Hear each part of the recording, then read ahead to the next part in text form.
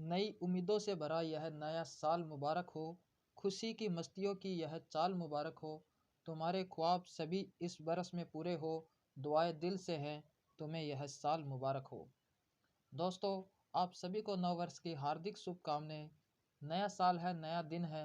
पुरानी बीती यादों की फाइल को सेव करते हैं और नए साल की नई फाइल क्रिएट करते हैं। दोस्तों, जो सपने, जो ख्वाब पिछले वर्ष अधूरे रह गए थे, उनको इस वर्ष हम ज़रूर पूरा करेंगे। बस खुद पर विश्वास रखना है और सकारात्मक होते हुए हमें आगे बढ़ना है। दोस्तों, इस बार हमें एक गवर्नमेंट जॉब तो लेनी ही है और उसके लिए हमें जी तोड़ मेहनत करनी होगी और फुल जोश के साथ हमारी पढ़ाई को और मजबूत करना होगा। आज हम सॉल्व करेंगे आरआरसी ग्रुप डी में पूछा हुआ प्रीवियस ईयर का तीसरा पेपर। इससे पहले हमने 2 पेपर को सॉल्व किया है। अगर आपने पहले वाले वीडियो नहीं देखे हैं तो प्लीज़ उन वीडियो को ज़रूर देखें। उनकी लिंक मैं डिस्क्रिप्शन बॉक्स में दे दूंगा। तो शुरू करते हैं आज से हमारे तीसरे पेपर का पहला क्वेश्चन से।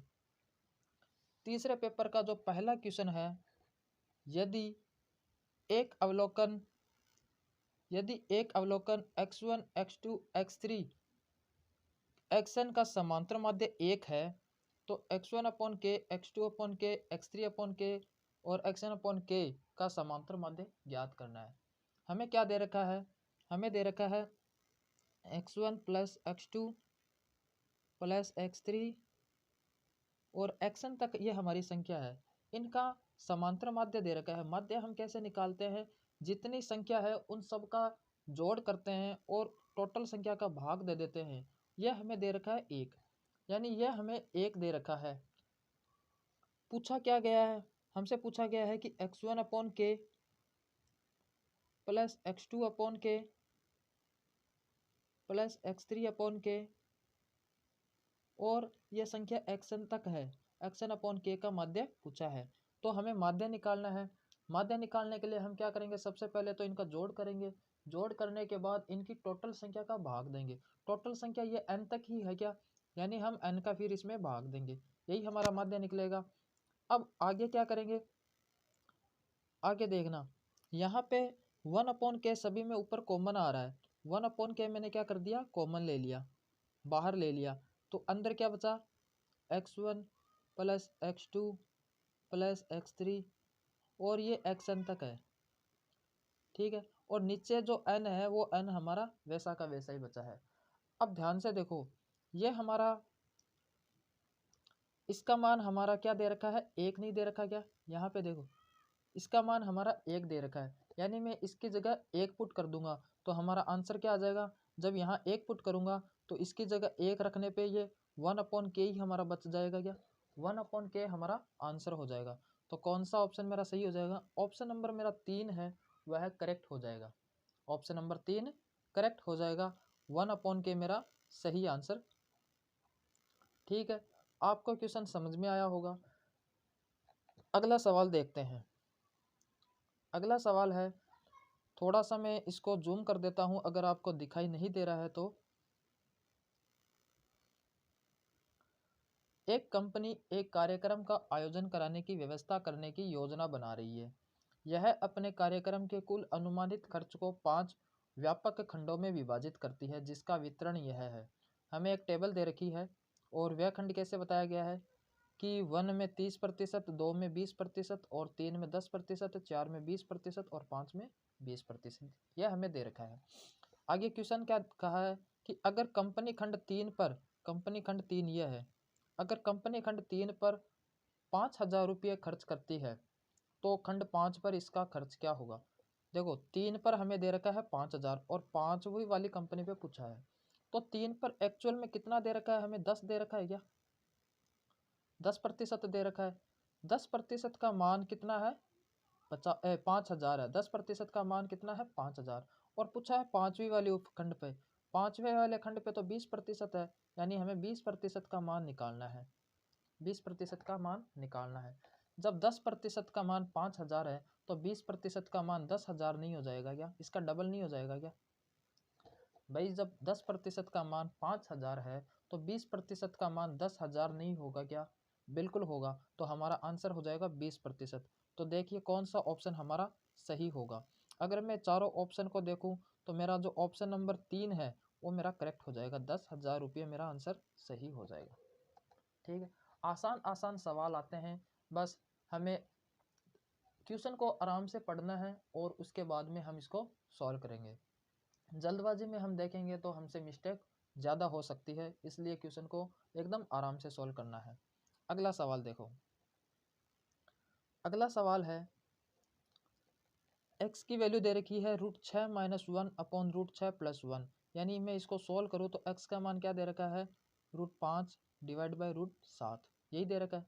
और y का मान क्या दे रखा है, y का मान दे रखा है √6 - 1 यानी √5 डिवाइडेड बाई √7। यानी क्या हुआ यहाँ पे x और y का मान बराबर नहीं है क्या, x और y का मान बराबर है। ठीक है, एक इक्वेशन दे रखी है, इसका मान बताना है। इक्वेशन क्या है, 3x² plus 5xy plus 3y² divided by 3x² minus 5xy plus 3y², इसका मान बताना है। अब हमें पता चल गया है कि x और y का मान क्या है, इक्वल है। x और y का मान क्या है, इक्वल है। तो हम जहाँ जहाँ x है या जहाँ जहाँ y है उन दोनों को एक ही बनाने की कोशिश करते हैं। या तो मैं x की जगह y रख दूँ या y की जगह x रख दूँ। तो एक काम करते हैं, y की जगह हम x ही पुट करते हैं। तो यहाँ पे क्या है 3x², तो ये तो हो जाएगा 3x²। ठीक है, प्लस 5xy, जब मैं y की जगह x रखूँगा तो ये भी क्या हो जाएगा 5x² नहीं हो जाएगा क्या, 5x²। और ये क्या हो जाएगा 3x², तो प्लस का 3 और ये भी x²। इसी प्रकार नीचे हम करेंगे तो पहले है 3x², यहाँ पे है -5x² और फिर 3x²। जहाँ x था या जहाँ y था वहाँ हमने x पुट कर दिया। आप x वैल्यू को y भी पुट कर सकते हैं। अब इसको सॉल्व करते हैं, 3 5 8 और 8 3 11, तो ऊपर क्या हुआ 11x² हो गया, क्या ऊपर हो गया 11x²। नीचे क्या हुआ 3 और 3 में से 5 कम करेंगे तो 1 और 3 में से 5 करेंगे तो 2, वो भी माइनस का 2 और प्लस का 3 है, तो 3 में से -2 कम करेंगे तो 1, तो नीचे आ जाएगा 1x²। अब x² से x² कैंसिल हो जाएगा, तो मेरा क्या आ गया 11/1, यानी 11 मेरा इस सवाल का आंसर हो जाएगा। तो कौन सा ऑप्शन, ऑप्शन नंबर 4 मेरा सही हो जाएगा। ठीक है, आसान सा सवाल था। x और y की वैल्यू इक्वल दे रखी है, इक्वेशन में हम x और y को इक्वल कर देंगे और इसको सॉल्व कर देंगे। ठीक है, अगला सवाल देखो, अगला सवाल है 1089 दे रखा, देखो 1089 और फिर आगे 2 जीरो है, इसका वर्गमूल निकालना है।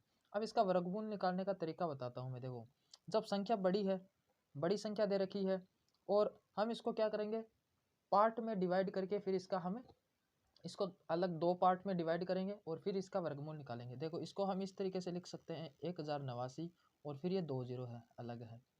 ठीक है, अब जब भी हम वर्गमूल करते हैं तो 2 जीरो का हमारा 1 जीरो बचता है, यानी 100 है, 100 का वर्गमूल 10 होता है, 100 का वर्गमूल क्या होता है 10, तो हमारा 1 जीरो कम हो जाता है। ठीक है, तो इन दो का तो हमारा 1 जीरो आ गया। अब 1089 का हमें निकालना है और ऑप्शन को मैं देखूं तो यहाँ पे है 23 पहले वाले में, दूसरे वाले में है 33, तीसरे वाले में है 27 और चौथे वाले में है 37। क्योंकि मैंने 0 0 को तो पहले ही 0 रख लिया है, बस ये दो दो संख्या जो बची है उनको मैंने रख लिया। अब हम इसको ऑप्शन से करेंगे, क्योंकि ऑप्शन से करना थोड़ा आसान होता है। अगर हमें वर्गमूल याद है तो हम चुटकियों में कर देंगे, लेकिन अगर हमें वर्गमूल याद भी नहीं है तो भी हम कैसे ऑप्शन से करते हैं।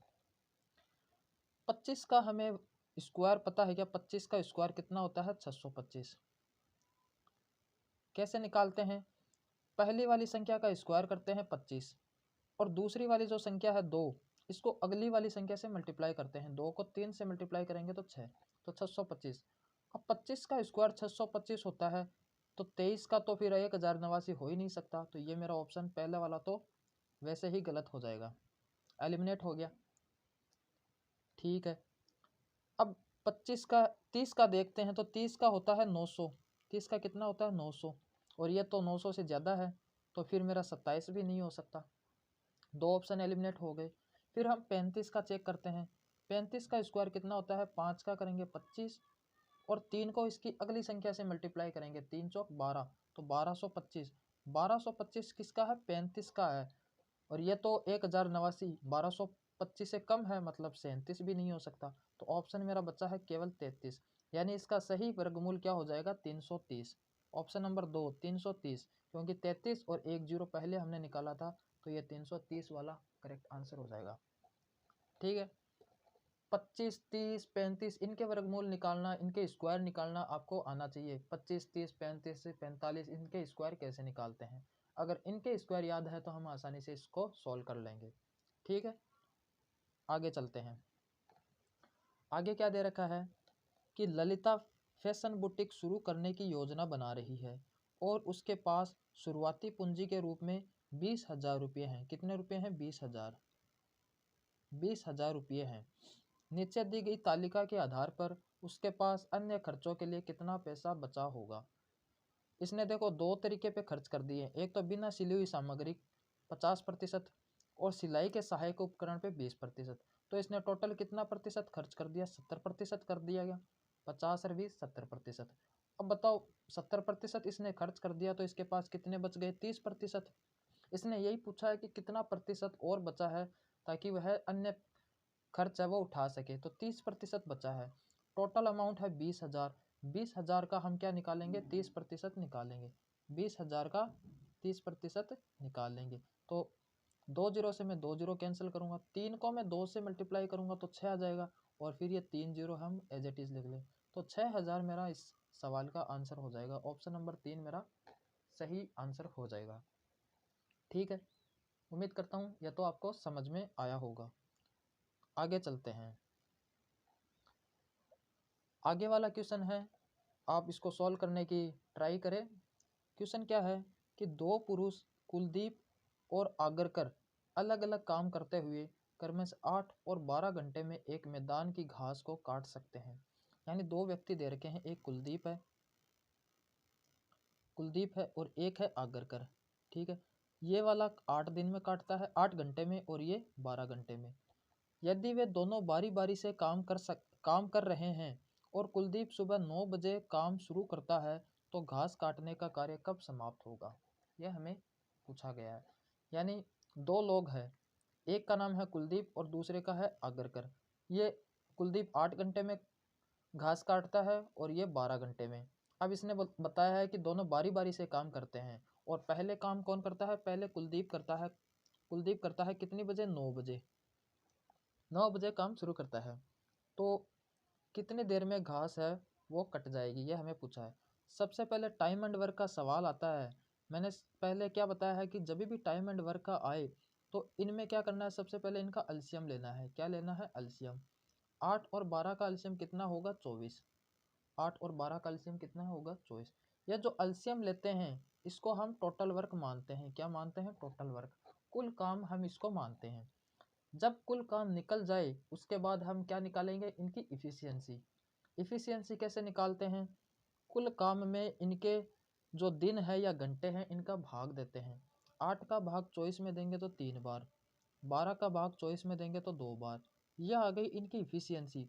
यानी कुलदीप 1 घंटे में 3 काम कर रहा है और आगरकर 1 घंटे में 2 इकाई काम कर रहा है और कुल काम कितना करना है, 24 इकाई। ठीक है, यहाँ तक कोई दिक्कत नहीं है। उसके बाद क्या होगा, अब इसने बताया है कि दोनों बारी बारी से काम करते हैं। तो देखो पहले घंटे आया कुलदीप, पहले घंटे कुलदीप आया और 1 घंटे में उसने कितना काम किया, 1 घंटे में उसने 3 काम किया, 3 इकाई काम कर दिया। अगले घंटे में अगला घंटा आया, अगले घंटे में आगरकर आया और उसने 2 इकाई काम कर दिया। तो कितने घंटे में काम हुआ, 2 घंटे में कितना काम हुआ, 5। 2 घंटे में 5 काम हो गया, बिल्कुल सही है। 2 घंटे में 5 इकाई काम हो चुका है। पहले घंटे में कुलदीप ने 3 इकाई काम किया और अगले घंटे में आगरकर ने 2 इकाई काम कर दिया। यानी 2 घंटे में 5 इकाई काम हो चुका है। हमें कितनी इकाई काम करना है, 24 इकाई।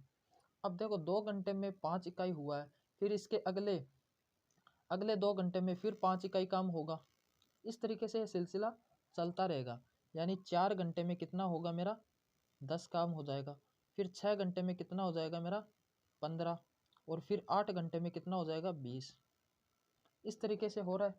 अब देखो 8 घंटे में 20 हो गया, हमें काम करना है 24, 20 काम तो हो गए 8 घंटे में। उसके बाद में क्या होगा, अगले 90 घंटे में कौन आएगा, कुलदीप आएगा क्या। कुलदीप कितना काम करेगा 3 इकाई, तो 20 हो चुका है, फिर कितना हो गया 23। 23 इकाई काम हो चुका है कितने घंटे में, 9 घंटे में।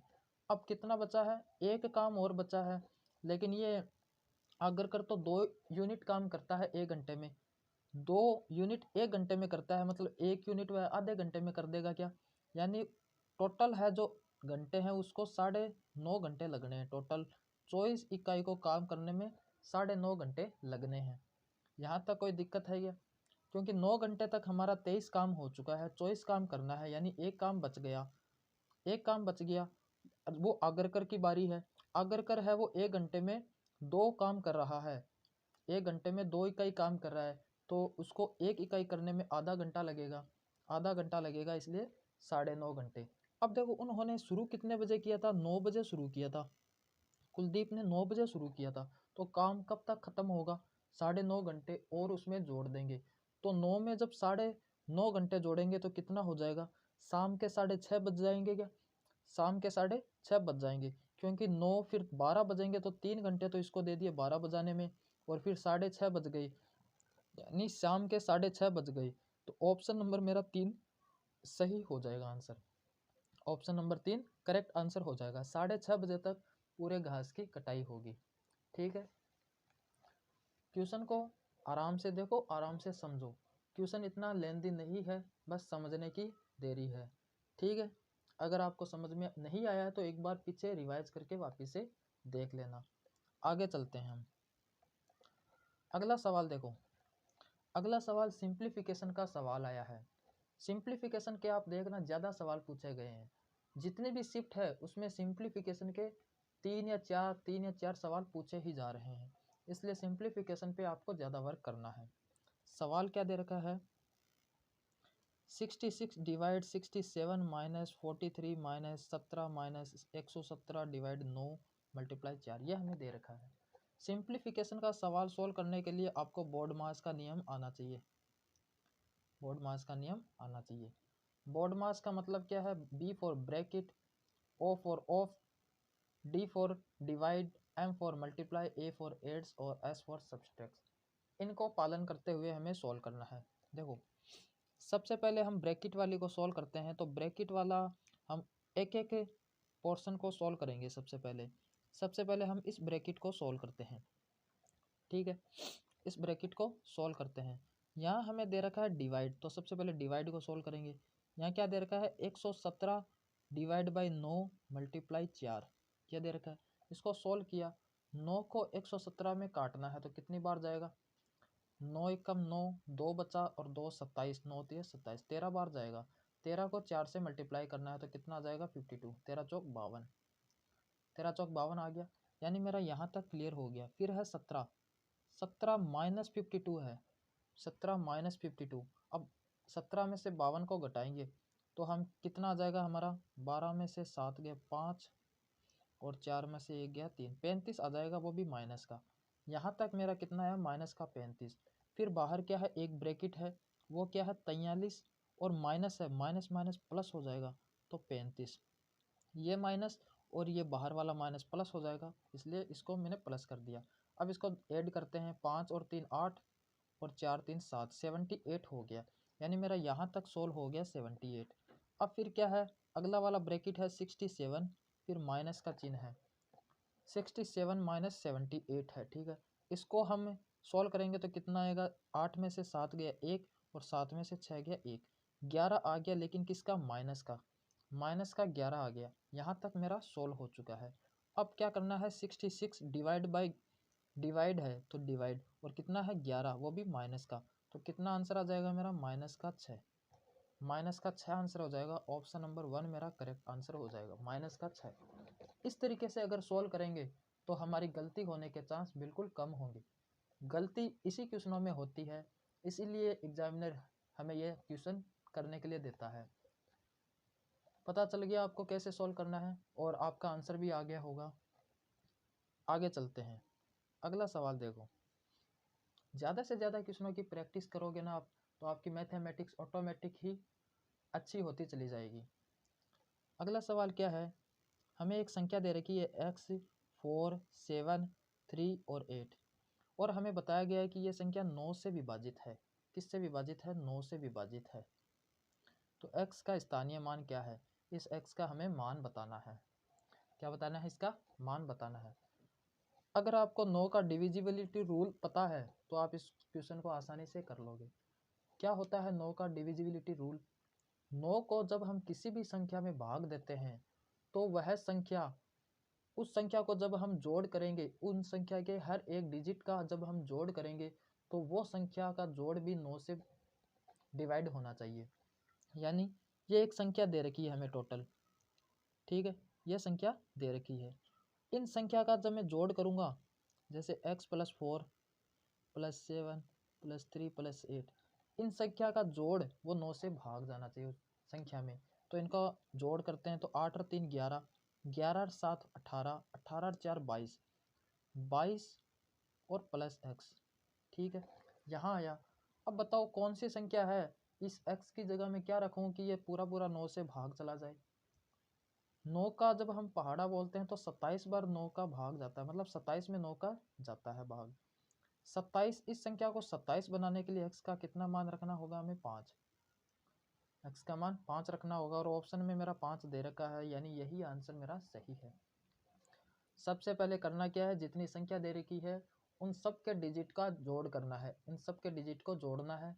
जोड़ करने के बाद हमें देखना है कि क्या वह संख्या 9 से डिवाइड हो रही है या नहीं। अगर नहीं हो रही है तो उसको डिवाइड बनाना है। डिवाइड बनाने के लिए मैंने x का मान कितना रखा? 5, और मेरा आंसर आ गया 5, ठीक है। अगला सवाल देखो, एक ट्यूब टंकी को 15 घंटे में भर सकता है। नीचे से रिसाव के कारण 20 घंटों में भर जाती है। यदि टंकी भरी हुई है तो रिसाव से इसे खाली होने में कितना समय लगेगा? देखो, ये एक टंकी है, ठीक है, ये एक टंकी है और टंकी में क्या है? पानी भरना है। अब इसके अंदर दो नल लगे हुए हैं। एक तो नल लगा है जो कि पानी को भर रहा है, टंकी को भर रहा है पानी, जिससे अंदर टंकी के जा रहा है। लेकिन हुआ क्या, यहाँ पे एक छेद है। छेद होने के कारण पानी भरा जा रहा है, वो वापस से निकल रहा है। छेद होने के कारण वापस से निकल रहा है। अब इसने बताया कि एक टंकी है, उसमें जो ट्यूब लगी है, मान लो एक पी है जो भरने वाला नल है, वो कितने घंटे में भर रहा है इसको? 15 घंटे में। अब एक क्यू नल भी है, ये नल ही मान लेते हैं हम। तो जब दोनों साथ काम करते हैं तो कितना घंटा लग रहा है उसको? 20 घंटे। ये 20 घंटे क्यों लग रहे हैं टंकी को भरने में? क्योंकि पी नल तो भर रहा है और क्यू इसको खाली कर रहा है। खाली कर रहा है इसलिए उसको ज़्यादा टाइम लग रहा है। टाइम एंड वर्क का सवाल है। सबसे पहले हम क्या करेंगे? इसका एलसीएम निकालेंगे। क्या निकालेंगे? एलसीएम निकालेंगे। तो इसका एलसीएम 15 और 20 का एलसीएम कितना हो जाएगा? 15 और 20 का एलसीएम आ जाएगा मेरा 60। कितना आ जाएगा? 60। यह जो एलसीएम होता है ये क्या होता है? मेरा टोटल वर्क। क्या होता है? Total work. कुल काम में हम इनके दिनों को या इनके घंटों का डिवाइड करेंगे तो क्या आएगी? हमारी इफिशियंसी। तो पी की इफिशियंसी कितनी आ जाएगी?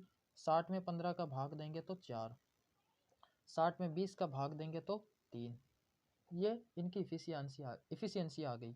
अब देखो, पी अकेले का 4 आया है और पी और क्यू का 3 आया है। और जब क्यू क्या कर रहा था? खाली कर रहा था। तो मतलब क्यू का मान कितना है? क्यू का मान 1 नहीं है क्या भाई? पी 4 भर रहा है और टंकी में 3 ही जा रहा है, यानी 1 खाली हो रहा है। क्यू का मान कितना आ गया? 1।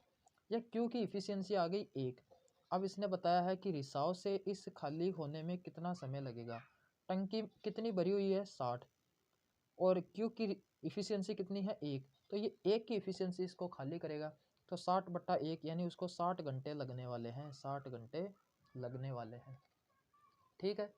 कोई दिक्कत है? अगला सवाल देखो। अगला सवाल है, यदि 200 पुरुषों का कार्यबल 1024 दिनों में एक भवन का निर्माण कर सकता है तो 256 दिनों में इस भवन के निर्माण हेतु कितने पुरुषों की आवश्यकता होगी? यह सवाल एमडीएच के फॉर्मूले से होगा। इससे पहले वाले पेपर में भी मैंने एमडीएच का आपको बताया था एमडीएच के क्वेश्चन काफ़ी आ रहे हैं। टाइम एंड वर्क के 2 से 3 क्वेश्चन आपको देखने को मिल सकते हैं। तो कैसे करेंगे, पुरुष कितने हैं 200 और कितने दिन लग रहे हैं उनको 1024। उसके बाद में कितने दिनों में काम करना है 256 और हमने पुरुषों की संख्या मान ली x है। ठीक है, इसने ये पूछा ना कि इसके 256 दिनों में इस भवन के निर्माण हेतु कितने पुरुषों की आवश्यकता होगी, x पुरुषों की आवश्यकता होगी। इसको हम सॉल्व करते हैं और हमारा आंसर आ जाएगा। किस तरीके से इसको सॉल्व करेंगे, करना क्या है, इस वैल्यू को काटना है। तो देखो कैसे काटते हैं, 256 है, 1024 है, कितनी बार ये इसे कट रहा है।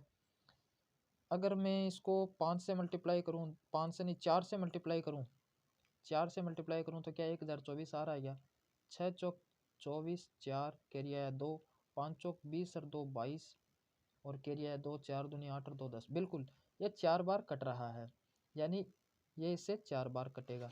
और 200 को 4 से मल्टीप्लाई करने पे कितना आएगा 800, तो मेरा 800 आंसर सही हो जाएगा। 800 पुरुषों की आवश्यकता होगी। ठीक है, डायरेक्ट आपको काटना है, काट के आपको सॉल्व करना है। आसान सा सवाल था। आगे चलते हैं, अगला सवाल देखो। बिना किसी ठहराव के सुनील एक निश्चित दूरी 80 किलोमीटर पर घंटे की औसत गति से तय करता है और ठहराव के साथ वह समान दूरी 60 किलोमीटर प्रति घंटे की औसत गति से तय करता है। प्रति घंटे वह कितने मिनट के लिए रुकता है। देखो इस सवाल को मैं आपको समझाता हूँ कि एक्चुअली में इसमें क्या पूछा गया है और क्या दिया गया है। एक व्यक्ति है जिसका नाम सुनील है, वो यहाँ से जाता है और इसको यहाँ पहुँचना है। वो बीच में कहीं भी नहीं रुकता है और उसकी चाल कितनी है 80 किलोमीटर पर आवर। बीच में कहीं भी नहीं रुकता है, इसलिए उसकी चाल कितनी है 80 किलोमीटर पर आवर, जल्दी पहुँच जाएगा।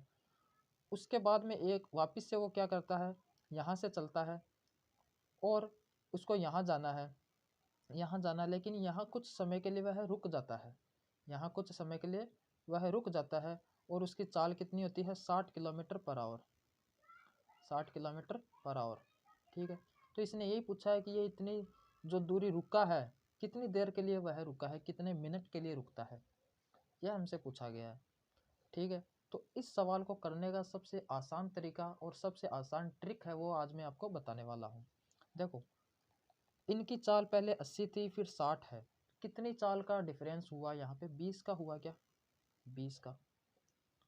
नीचे हमें क्या करना है, बड़ी वाली स्पीड लेनी है, पहली वाली कितनी है 80, पहली 80 है, बड़ी जो बड़ी वाली हम नीचे लेंगे, दोनों का अंतर हम ऊपर लेंगे और मल्टीप्लाई किससे करेंगे 60 से, क्योंकि मिनट में निकालना है। एक घंटे में 60 मिनट होती है, इसलिए हम इसको 60 से मल्टीप्लाई करेंगे। अब देखो 20 को हम 80 से काटेंगे तो 4 बार और 4 को 60 में काटेंगे तो 15, तो 15 मिनट के लिए वह रुका है। 15 मिनट मेरा सही आंसर हो जाएगा। 15 मिनट के लिए वह रुका है। इसने ये पूछा है कि प्रति घंटे वह कितने मिनट के लिए रुकता है, यानी हर एक घंटे में वह 15 मिनट रुकता है। ठीक है, ट्रिक आपको याद रखनी है, दोनों का अंतर डिवाइड बाय सबसे बड़ी वाली संख्या 80 है, वो 80 नीचे आ जाएगी। आगे चलते हैं, यानी 80 आपको कैसे याद करना है, दोनों का अंतर और बिना ठहराव वाली जो दूरी जो बिना ठहराव वाली स्पीड दे रखी है वो हमें नीचे रखनी है। बिना ठहराव वाली 80 है, इसलिए हमने 80 को नीचे रखा। आगे देखो सवाल है, हिमांशी ने अंकित मूल्य से 20% छूट पर एक टी शर्ट खरीदी लेकिन इसे अंकित मूल्य पर बेच दिया। पूरे लेन देन में हुआ लाभ या हानि प्रतिशत कितना है। देखो मान लो 100 रुपये उस टी शर्ट पे लिखे हुए हैं, प्राइस कितनी है 100 रुपये, उस पर अंकित मूल्य लिखा हुआ है। उसने कितने में खरीदा 20% की छूट पे। 100 का 20% 20 ही होता है क्या।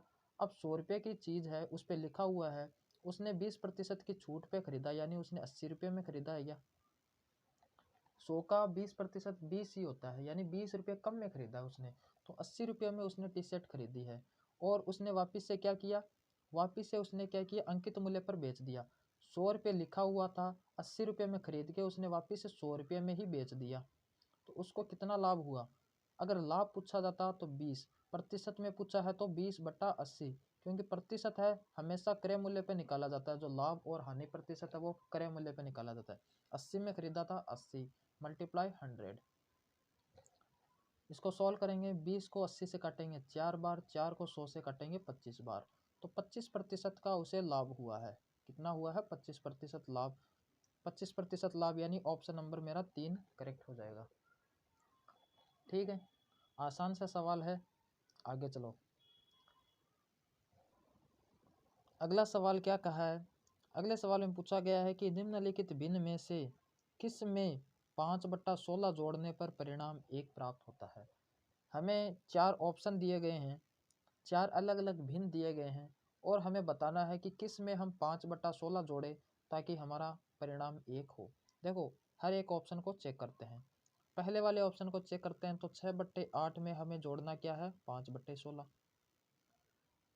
इसको सोल्व करने पे क्या 1 आ जाएगा क्या? चेक करते हैं। एलसीएम लिया मैंने 16 और इधर 2 12 और प्लस 5, 12 5 17/16, तो 1 नहीं आ रहा, यानी ये मेरा नहीं होगा। पहले वाला ऑप्शन नहीं होगा। दूसरा वाला ऑप्शन चेक करते हैं, 11/32। 11/32 में मैं क्या करता हूँ? 5/16 जोड़ देता हूँ। 5/16 इसका एलसीएम कितना आ जाएगा? 32। 32 तो इधर बचा 11 प्लस, और ये 16 से 32 में दिया 2 बार, 2 और 5 10, तो ये हो गया मेरा 21/32। तो ये भी नहीं आ रहा, यानी ऑप्शन 1 भी नहीं है, दूसरा भी नहीं है। तीसरा चेक करते हैं, 22/32। 22/32 है, इसमें क्या जोड़ना है? 5/16। 5/16 इसका भी एलसीएम 32 आएगा क्या? एलसीएम 32 आ गया, तो ऊपर आया 22 और प्लस 16 दूनी 32, 2 बार, 2 और 5 10, 10 मैंने इसमें जोड़ दिया। 22 और 10 कितने हो गए? 32, और 32 में मैं 32 का भाग दूंगा तो कितना आएगा? 1। तो मेरा ऑप्शन है तीसरा सही हो जाएगा, 22/32 इस सवाल का करेक्ट आंसर है। ठीक है, ऑप्शन से हमें चेक करना है, अगर ये नहीं होता तो फिर आगे वाला हम चेक करते। ठीक है, आगे वाला भी चेक करते हैं। अगला सवाल देखो, अगला सवाल क्या दे रखा है कि एक त्रिभुज के शीर्ष दे रखे हैं हमें, और बताना है कि यह कौन सा त्रिभुज होगा। यानी हमें क्या दे रखा है कि एक त्रिभुज है, उसके निर्देशांक दे रखे हैं। ये ए है मान लिया, ये बी है और ये सी है। ए के निर्देशांक कितने दे रखे हैं? 4 और 1। इसी प्रकार बी के निर्देशांक है 1 और 1, और सी के कितना है? 3 और 5। 3 और 5, यह हमें निर्देशांक देना है, और हमें बताना है कि किस टाइप का त्रिभुज है। यानी ये समबाहु है या विषमबाहु है या समद्विबाहु है या समकोण त्रिभुज है, वो हमें फाइंड करना है। तो कैसे निकालेंगे? अगर हमें ए बी बी सी और सी ए की लंबाई पता हो तो हम इसको आसानी से कर सकते हैं। ए बी बी सी और सी ए की लंबाई हमें पता करनी है। अब अगर दो बिंदुओं के निर्देशांक दिए हुए हो और उनके बीच की दूरी निकालने हो, तो क्या आपको दूरी निकालने का फॉर्मूला याद है क्या? दूरी निकालने का फॉर्मूला क्या होता है? Distance is equal to under root x2 minus x1 का whole square plus y2 minus y1 का होल स्क्वायर। क्या आपको ये फॉर्मूला याद है क्या? अब x1 क्या है और x2 क्या है, y1 क्या है और y2 क्या है। जो पहला निर्देशांक होता है ये x1 का होता है, जो बाद वाला y1 का। पहला x1 का, दूसरा y, पहला x दूसरा y। ठीक है, सबसे पहले हम निकालते हैं एफ बी की लंबाई निकालते हैं। तो मैं इसको थोड़ा सा छोटा कर देता हूँ और फिर हम इसकी तीनों की वैल्यू निकालेंगे। सबसे पहले मैं एफ बी का मान निकालता हूँ, इसका एफ बी का निकालते हैं तो क्या फॉर्मूले में हम वैल्यू पुट करेंगे। x2 का मान 1 है, 1 माइनस 4 का होल स्क्वायर प्लस y2 का मान 1 है और 1 माइनस 1 का होल स्क्वायर। अब 1 में से 4 गया तो 3, 3 का होल स्क्वायर होता है 9, 9, और यहाँ तो ये 0 बन गया, 1 में से 1 गया 0। 9 का अंडरवुड है, अंडरवुड 9 का कितना होता है? 3, तो मेरा 3 आ जाएगा एफ बी की लंबाई। यानी एफ बी की लंबाई कितनी आ गई? 3। कोई दिक्कत है? इसी प्रकार बी सी का मान निकालते हैं, बी सी की लंबाई निकालते हैं। बी सी की लंबाई निकालने के लिए भी इस फॉर्मूले में वैल्यू पुट करते हैं।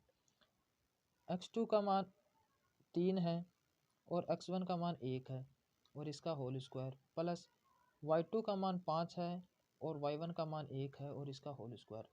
अब देखो 3 में से 1 गया 2, 2 का होल स्क्वायर 4, ये 4 आया, प्लस इधर क्या हुआ 5 में से 1 गया 4, 4 का होल स्क्वायर 16, तो 16 आया, 16 और 4 20, यानी ये इधर क्या आ गया अंडर रूट 20, क्योंकि बाहर अंडर रूट भी है, अंडर रूट 20, 20 सी का मान आ गया अंडर रूट 20। ठीक है, इसी प्रकार सी ए का निकालते हैं, तो सी ए का और देखते हैं।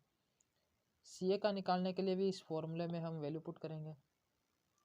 x2 का मान कितना है 4 माइनस 3 का होल स्क्वायर प्लस y2 का मान कितना है, y2 का मान है 1 और y1 का 5 और इसका होल स्क्वायर।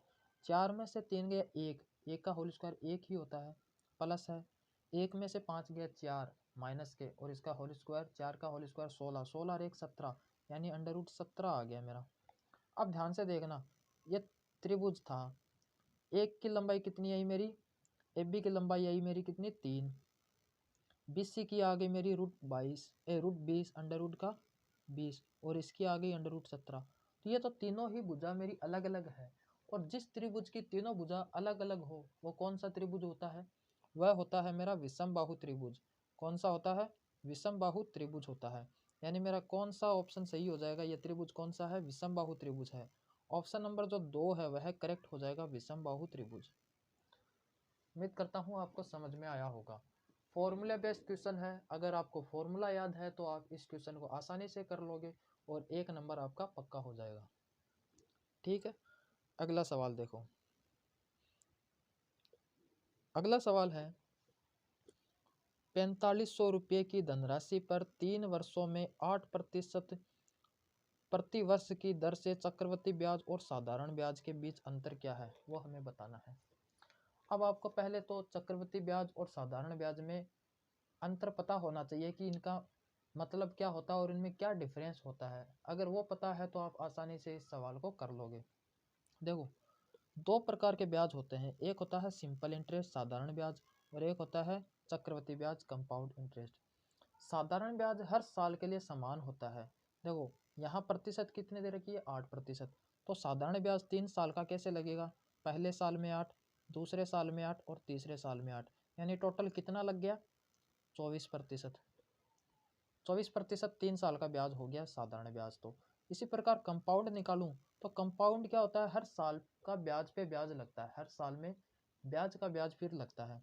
तो ये पहले साल 8 लगेगा, फिर 8 लगेगा और फिर 8 लगेगा, लेकिन ऐसा लगने के अलावा और क्या लगेगा, इन पे पहले साल का जितना ब्याज आया है उस पर भी 8% लगता जाएगा। इसको किस तरीके से निकालेंगे, जैसे इसका 24% हमने निकाला है, वैसे इनका कितना होगा।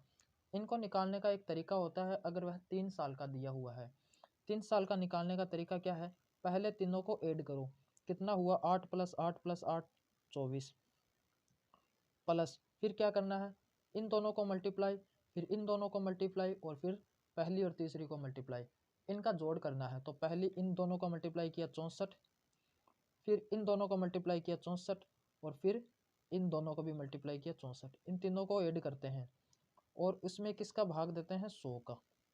तो ये कितना हो जाएगा, देखो 64 को मैं डायरेक्ट 3 से मल्टीप्लाई कर सकता हूँ क्या, क्योंकि 3 बार है, तो 4 3 12 का 2 कैरी 1 18 और 1 19, और इसमें 100 का भाग देना तो 1.92 1.92। ठीक है, और क्या करना है, इन तीनों को आपस में मल्टीप्लाई करना है और 1000 का भाग देना है। 8 को 8 से 3 बार मल्टीप्लाई करेंगे, यानी इसका क्यूब करेंगे, 8 का क्यूब होता है 512, कितना होता है 512, और इसमें 1000 का हम क्या करेंगे भाग देंगे, 1000 का नहीं 10,000 का भाग देंगे, सॉरी 10,000 का भाग देंगे, तो ये कितना आ जाएगा प्लस 0.0512। अब इसको मैं जोड़ देता हूँ तो कितना हो जाएगा, टोटल कितना हो जाएगा 24 और 1 25, तो ये डायरेक्ट ही हो गया। देखो पहला वाला है 24, ठीक है, फिर आ गया 1.92, फिर क्या आ गया 0.0512, ये आ गया, यानी पूरा टोटल कितना आ गया, इसको मैं जोड़ूंगा तो कितना आ जाएगा 2 1 5 और 2 7 और 9 और 25 25.9712 आ गया। ठीक है, 25.9712, ये क्या आ गया 3 साल का चक्रवृद्धि ब्याज। अब 3 साल का सिंपल ब्याज कितना था 24, ये तो है 25.9712 और वो था 24%। तो कितने का फर्क आ रहा है? 1.9712% का फर्क आ रहा है क्या? 1.9712% का फर्क आ रहा है। हमें कुल राशि कितनी दे रखी है? 4500 राशि दे रखी है। कुल राशि कितनी दे रखी है? 4500। अगर मैं 4500 का 1.9712 निकाल लूँ तो वो मेरा आंसर हो जाएगा। कैसे निकालेंगे? देखो ये 4500 राशि है। अब इसको मल्टीप्लाई करना तो बहुत ज़्यादा टफ हो जाएगा। इसको कैसे सोल्व करेंगे? हम एक के को सोल्व करेंगे। देखो सबसे पहले मैं 1% निकालूंगा क्योंकि 1 पॉइंट है ये, तो 1% निकालता हूँ। 4500 का 1% कितना होता है? 45 होता है। फिर मैं क्या करूँगा? 0.9% निकालूंगा क्योंकि 1.9 है ना। मैं एक काम करता हूँ 9% निकालता हूँ और उसमें 10 का भाग दे देता हूँ तो वो 0.9 हो जाएगा। 4500 का मैं 9% कैसे निकालूंगा? 45 को मैं 9 से मल्टीप्लाई कर देता हूँ। 9 पंजे 45 का 5, कैरी आया 4, 9 चौक 36 और 4 40। कितना आ गया? 40, 405 आ गया और 10 का भाग देने पे 40.5 क्योंकि 0.9% निकालना था। ये कितना आ गया? 40.5। ठीक है, अब मैंने 9 तक निकाल लिया। अब मैं क्या करूँगा? 1 तक हो गया, 9 तक हो गया, अब 7%। 7% निकाल के उसमें 100 का भाग दे देता हूँ क्योंकि ये 7 है वो 2 पॉइंट के दूसरे स्थान पर है, पॉइंट के बाद दूसरे नंबर पे। जितनी संख्या पे उसका भाग देते जाएंगे। 7% निकालना है तो इस बार मैं 45 को किससे मल्टीप्लाई करूँगा? 7 से। कितना आ जाएगा? 7 पंजा 35 का 5, कैरी आया 3, 7 चौक 28 और 3 31 और इसमें 100 का भाग देने पे कितना आ जाएगा? 100 का भाग देने पे आ जाएगा 3.15। कितना? 3.15। अगर मैं डायरेक्ट मल्टीप्लाई करता तो देखना बहुत ज़्यादा टफ होने वाला था, लेकिन अब आसान हो जाएगा। इतना मैंने निकाल लिया। अब फिर 7 तक हो गया, फिर एक वाला आ गया क्योंकि क्या आया था? 1.9712 आया था ना। 1% निकालेंगे तो 1% क्या होता है? 45 और उसमें 1000 का भाग देंगे तो ये कितना आ जाएगा? 0.045। और उसके बाद मैं 2% और निकालूंगा। एक काम करते हैं, इनको ऐड करते हैं। कितना होता है ये? 5, 5 4 9, 6, 5 3 8 और ये 8, 88.695 लगभग हो गया मेरा। 88.770 के, क्योंकि 69 को मैं 70 मान लेता हूँ। तो कौन सा? देखो मेरा ऑप्शन चेक करते हैं। ऑप्शन देखते हैं 87 पॉइंट, सॉरी कौन सा ऑप्शन है? 88.70। 88.70 मेरा कौन सा ऑप्शन दे रहा है? ऑप्शन नंबर 4 है, वो दे रहा है 88.70। ठीक है, कैलकुलेटिव क्वेश्चन था। इस क्वेश्चन को आप लास्ट में करना अगर आपके पास टाइम हो तो। पहले इस क्वेश्चन में फंस गए तो आपका ज़्यादा टाइम वेस्ट होने वाला है क्योंकि थोड़ा सा कैलकुलेशन इसमें ज़्यादा है। ठीक है, आगे चलते हैं। अगला सवाल क्या है? वेतन का 85% खर्च करने के बाद आलोक प्रति माह 1200 रुपये बचाता है। यह आसान सवाल है। उसकी मासिक आय क्या है? देखो आलोक है, कौन है? आलोक। वो क्या करता है? 85% खर्च कर देता है तो उसके पास कितना बच गया? 15% और बच गया। लेकिन ये बता रहा है 1200 रुपये बचाता है, यानी 15% का मान कितना दे रखा है? 1200। 15% का मान 1200 है। मासिक आय बताना है, यानी 100% का मान पूछा है हमसे। 100% का मान बताना है तो 1200 15% का मान है। 1% का मान निकालने के लिए 15 का डिवाइड करेंगे और 100% का निकालने के लिए 100 से मल्टीप्लाई करेंगे। ठीक है, इसको सॉल्व करते हैं। 5 से काटता हूँ मैं इसको 3 बार, इसको 5 से काटा मेरा 20 बार, फिर 3 को 12 से काटता हूँ तो 4 बार। इधर 400 और ये 20, 400 को 20 से मल्टीप्लाई करूँगा तो 8000 मेरा आंसर आ जाएगा। 8000 करेक्ट आंसर हो जाएगा। ठीक है, आसान सा सवाल था। अगला सवाल है 14, 42 और 77 का एलसीएम बताना है, लघुत्तम समापत्ति बताना है। हमारी संख्या क्या है? 14, 42 और 77। किस प्रकार से हम एलसीएम निकालेंगे? ध्यान से देखना। 14 का प्रोडक्ट क्या होता है? अब हम इसको छोटा कर रहे हैं, गुणनखंड निकाल रहे हैं तो 14 को हम कैसे लिख सकते हैं? 2 × 7। इसी प्रकार 42 को कैसे लिखेंगे? 2 मल्टीप्लाई 3 मल्टीप्लाई 7, ठीक है। और 77 को क्या कैसे लिखेंगे? 77 को 7 मल्टीप्लाई 11, ठीक है। गुणनखंड हमने कर दिए। अब एलसीएम जब भी निकालना हो तो एलसीएम कैसे निकालेंगे? एलसीएम निकाल रहे हैं तो 2 इसमें भी है, इसमें भी है और इसमें नहीं है, जो ज़्यादा है, ज़्यादा बार है उसको लेना है। 2 को लिया, फिर 7 को लिया, फिर 3 है 3 को लिया और एक 11 है। इनके अलावा कोई संख्या नहीं है, हमने सारी संख्या ले ली। अब बस इनको मल्टीप्लाई करना है और आंसर निकालना है। 7 ये 21, 21 दूनी 42, 42 को 11 से मल्टीप्लाई करना है। 42 को 11 से करेंगे तो 462। ऑप्शन नंबर 2 मेरा सही हो जाएगा, 462, ठीक है। आसान सवाल है। अगला सवाल देखो। अगला सवाल क्या है? सिंप्लीफिकेशन का। देखो एक बार फिर सिंप्लीफिकेशन का सवाल आ गया। सवाल क्या है? -15 माइनस का 18 माइनस का 35 और डिवाइड बाई 5 ये दे रखा है और इसका मान पूछा है। 5 का 35 में भाग देंगे तो 7 बार, माइनस का 18 और ये माइनस का 7, माइनस का 18 माइनस के 7 कितने हो गए? माइनस का 25 हो गया क्या? माइनस का 18 माइनस का 7 कितना हो गया? माइनस का 25। ये माइनस का 15 है, ये माइनस बाहर था और माइनस अंदर माइनस 25 है तो माइनस माइनस प्लस 25 हो जाएगा क्या? -15 25 में से कम करूँगा तो 10 नहीं आ जाएगा क्या? तो 10 मेरा इस सवाल का आंसर है, ठीक है। समझ में आया आपको? अगला सवाल देखो। अगला सवाल है, सूरज की आयु उसके पुत्र अर्जुन की आयु की 3 गुनी है। 8 वर्षों के बाद वह अर्जुन की आयु का 2.5 गुना होगा। अगले 8 वर्षों के बाद उसकी आयु अर्जुन की आयु की कितनी होगी, कितनी गुनी होगी, ये हमें बताना है। हमें क्या दे रखा है? 2 व्यक्ति है, एक का नाम है सूरज और एक का नाम है अर्जुन। सूरज अर्जुन का पिता है। इनमें आयु का अनुपात दे रखा है कितना, कि ये बता रखा है पहले ये 3 गुना है और 8 साल के बाद इसका 2.5 गुना होगा। 2.5 गुना को हम कैसे लिख सकते हैं? 5/2, यानी इसकी 5 है तो इसकी 2 होगी, ठीक है। ये बता रखा है। ये कितने साल के बाद बता रखा है? 8 साल के बाद, यानी इनमें डिफरेंस 8 साल का होना चाहिए। देखो यहाँ कितने का डिफरेंस हो रहा है? 2 का। इधर कितने का डिफरेंस हो रहा है? 1 का। अब दोनों तरफ डिफरेंस समान नहीं हो रहा, लेकिन हमारा डिफरेंस समान होना चाहिए क्योंकि दोनों में 8-8 साल बड़े हैं। 8 साल के बाद ही इसने बताया है। इस डिफरेंस को कैसे समान करते हैं? इस डिफरेंस को समान करना, देखो इधर कितने का डिफरेंस है? 2 का। इधर कितने का डिफरेंस है? 3 का। यानी ऊपर वाली संख्या को तो मैं 3 से मल्टीप्लाई कर दूं और नीचे वाली संख्या को मैं 2 से मल्टीप्लाई कर दूं। ऊपर जो डिफरेंस था उसको तो मैंने नीचे वाली से मल्टीप्लाई कर दिया और जो नीचे डिफरेंस था उसको मैंने ऊपर वाली से मल्टीप्लाई कर दिया। तो नया रेशियो क्या आ जाएगा? नया रेशियो क्या आ जाएगा? देखो मैं ऊपर 3 से मल्टीप्लाई करता हूँ तो 9 और 3 और बाद वाला क्या आ गया? 10 और 4।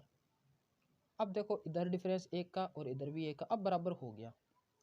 अब बराबर हो गया, ठीक है, कोई दिक्कत नहीं। अब बराबर होने के बाद क्या करेंगे हम? 1 का डिफरेंस है लेकिन इसने 8 वर्ष का बताया है, यानी 1 का मान 8 वर्ष है। तो इनकी अब आयु कितनी हो गई? 10 को 8 से मल्टीप्लाई करूँगा तो 80 और 4 को 8 से मल्टीप्लाई करूँगा तो 32। ये तो 8 वर्ष के बाद हो गया, लेकिन इसने बताया अगले 8 वर्ष के बाद उनकी आयु अर्जुन की आयु की कितनी गुनी होगी। फिर 8 वर्ष और ऐड करना है, तो 80 में 8 करूँगा तो कितना आ जाएगा? 88 और 32 में 8 करूँगा तो कितना आ जाएगा? 40। अब हमें बताना है कि कितनी गुना है। तो 88 है वो 40 का कितना गुना है? मैं एक काम करता हूँ, इसको दोनों तरफ 4-4 से काटता हूँ तो इधर आएगा 22 और इधर क्या आ गया? 10। 22 10, ठीक है। और मैं इसको 2 से काटता हूँ तो 11 और नीचे आ गया 5। 11/5 यानी कितना आ जाएगा? 2 2 बार जाएगा और 1/5, 2 सही 1/5। ऑप्शन नंबर 4 है वो मेरा सही आंसर हो जाएगा। 2 सही 1/5, 2 सही 1/5, ठीक है। समझ में आया होगा आपको कैसे करना है। डिफरेंस समान बनाना है, नहीं है तो हमें डिफरेंस समान बनाना होगा। अगला सवाल देखो। अगला सवाल है सिंप्लीफिकेशन का। फिर से सवाल आ गया है, देखो ये तीसरा सवाल है सिंप्लीफिकेशन का। सवाल क्या है? 119 डिवाइड 22 माइनस फिर 90 दे रखा है, फिर डिवाइड है 23 माइनस 105, फिर डिवाइड 7 21। इस तरीके से दे रखा है, इसको सॉल्व करना है। देखो सबसे पहले मैं इसको सॉल्व करूंगा, कितना आ जाएगा? मल्टीप्लाई करने पे ब्रैकेट में है तो 21। 21 आ गया। और फिर है अंदर क्या है 105 डिवाइड बाई 21। 105 में 21 का भाग दूंगा तो कितनी बार जाएगा? 21 पंजू 105 होता है या 5 बार गया। ठीक है, मतलब यहाँ तक मेरा आ गया 5। फिर क्या है 23 माइनस 5। 23 में से 5 को कम करेंगे तो कितना आएगा? 18। 18 आएगा क्या? बिल्कुल, यहाँ तक आ गया मेरा 18। फिर जैसे ही ब्रैकेट को ओपन करूँगा, अंदर क्या है 90 और भाग है 18। 18 का 90 में भाग दूंगा तो कितनी बार जाएगा? 5 बार। तो मेरा यहाँ तक आ गया 5। ठीक है, फिर दूसरा ब्रैकेट ओपन करूँगा तो यह है 22 माइनस 5। 22 माइनस 5 है, 22 माइनस 5 करूँगा तो कितना आ जाएगा? 17। 17 आ जाएगा। फिर क्या है 119 डिवाइडेड बाई 17। 17 का 119 में भाग देना है तो कितनी बार जाएगा? 17 7 119 यानी 7 बार।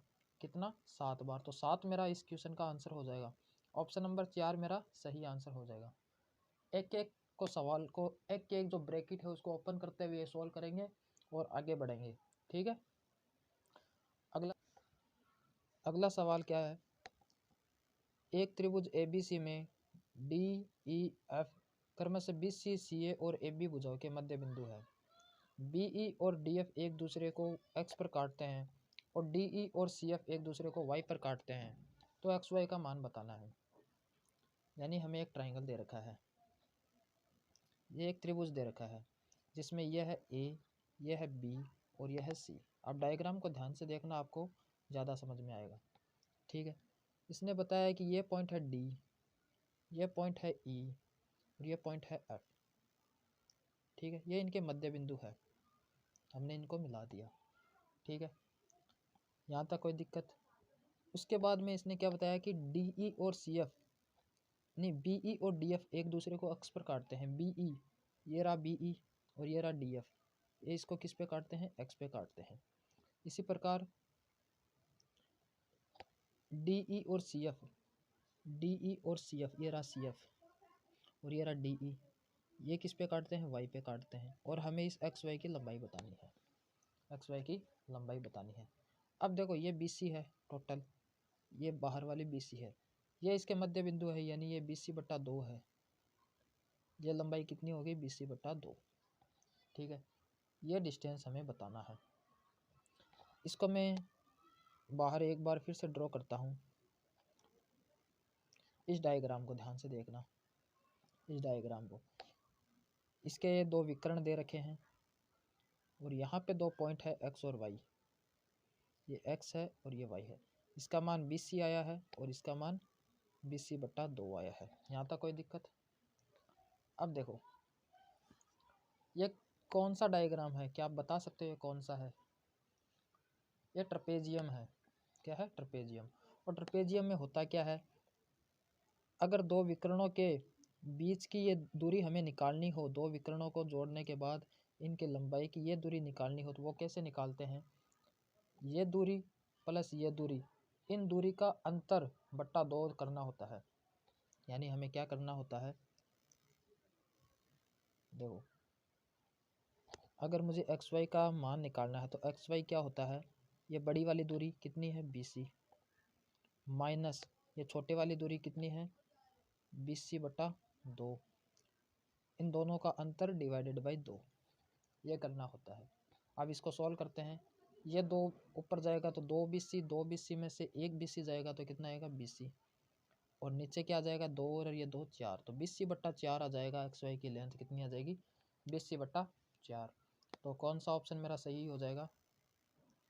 ऑप्शन नंबर में अगर देखो तो 2 नंबर ऑप्शन मेरा करेक्ट हो जाएगा, BC/4। ठीक है, यहाँ तक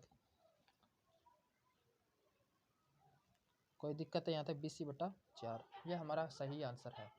इस तरीके से आज हमने तीसरे पेपर को सॉल्व किया है और उम्मीद करता हूँ आपको क्वेश्चन समझ में आए होंगे। आप इन क्वेश्चनों की लगातार प्रैक्टिस करिए, खुद सॉल्व करिए और अपना एग्ज़ाम अच्छे से देना और इसके लिए प्रैक्टिस करनी है। ठीक है, तो बहुत बहुत धन्यवाद। वीडियो अच्छा लगा हो तो लाइक कर देना, दोस्तों को शेयर कर देना और चैनल को सब्सक्राइब करना मत भूलना। Thank you.